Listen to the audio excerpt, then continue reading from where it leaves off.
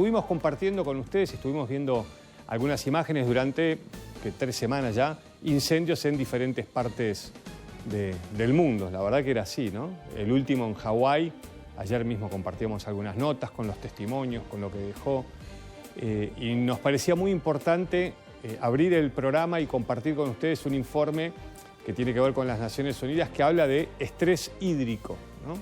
Lo que está pasando en el mundo con el agua.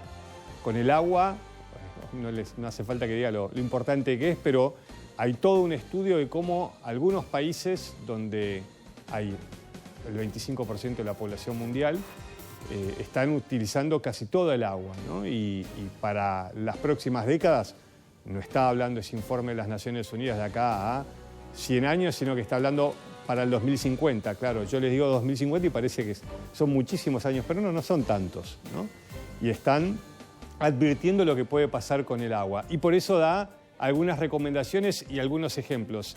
El informe, lo que dice las Naciones Unidas, la verdad que es bastante duro, pero al final da algunos ejemplos a seguir y qué es lo que podemos hacer, ¿no? Es decir, es una pálida, pero se puede revertir. Lo dijo hace pocas horas las Naciones Unidas. El mundo se enfrenta a una crisis de agua sin precedentes impulsada por la creciente demanda y la aceleración de la crisis climática. Una cuarta parte de la población mundial se enfrenta actualmente a un estrés hídrico extremadamente alto cada año y se espera que 1.000 millones de personas adicionales se vean afectadas para el año 2050. Esto según el Atlas de Riesgo de Agua de Acueductos del Instituto de Recursos Mundiales. El estrés hídrico extremadamente alto significa que los países están utilizando casi toda el agua que tienen, al menos el 80% de su suministro renovable, según el informe que se publica cada 4 años. El estudio encontró que 25 países que representan el 25% de la población mundial experimentan un estrés hídrico extremadamente alto todos los años. Incluso una sequía a corto plazo podría poner estos lugares en riesgo de quedarse sin agua. A nivel mundial, la demanda de agua se ha más que duplicado desde el año 1960 y el estudio proyecta que aumentará entre un 20 y un 25% para el 2050. El aumento en la demanda de agua se deriva de una variedad de factores que incluyen el aumento de la población y las demandas de industrias como la agricultura, junto con las políticas de uso del agua insostenibles y la falta de inversión en infraestructura.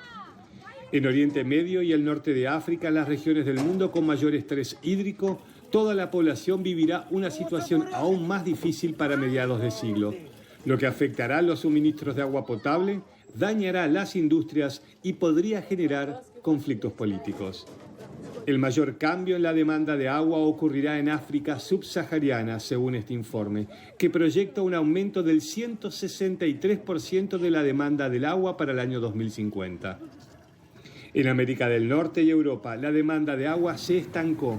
Esto gracias a la inversión en medidas de eficiencia en el uso de agua. Pero eso no significa que partes de estas regiones no se vean afectadas. En los Estados Unidos, 6 estados experimentan un estrés hídrico extremadamente alto. La crisis mundial del agua podría salirse de control debido al consumo excesivo y al cambio climático, advirtió el informe de las Naciones Unidas. El cambio climático alimenta sequías y olas de calor cada vez más severas y prolongadas, lo que hace que los suministros de agua sean mucho menos confiables. La falta de agua también dificulta que las personas sobrevivan a estos extremos.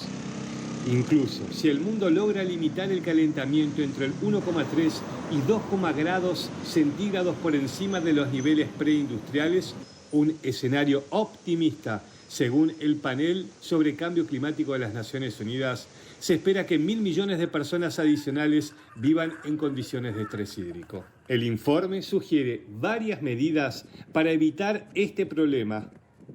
Esto incluye medidas basadas en salvar la naturaleza, como preservar y restaurar humedales y bosques, agricultores que adopten técnicas de riego más eficientes, como el riego por goteo, y legislaciones que se centren en fuentes de energía que no dependan tanto del agua como la solar y la eólica.